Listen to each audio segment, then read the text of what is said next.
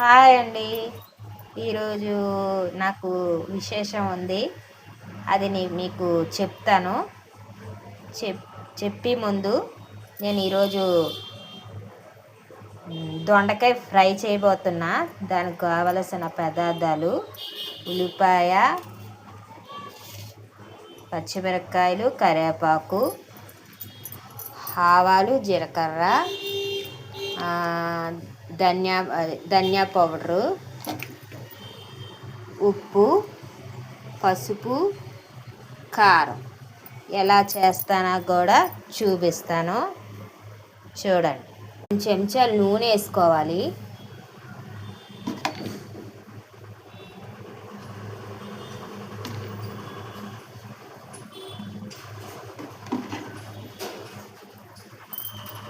తర్వాత జీలకర్ర, ఆవాలు వేసుకోవాలి.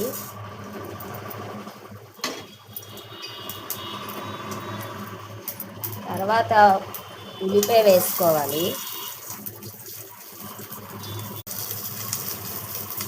తర్వాత పచ్చిమిరపకాయలు వేయాలి. ఇలాగా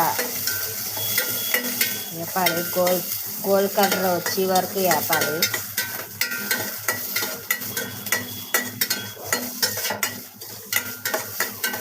చూడండి, ఇంకా వేయాలి.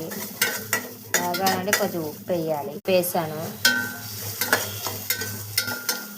పసుపు వేయాలి 2 చెంచాలు.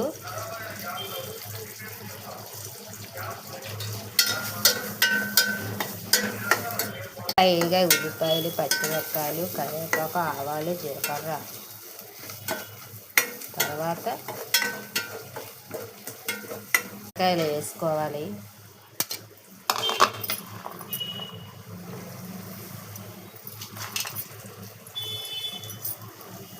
ఇలా వేసుకున్నాం.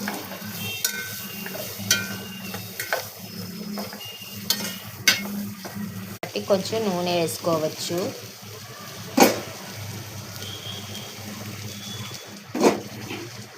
మూత పెట్టాలి.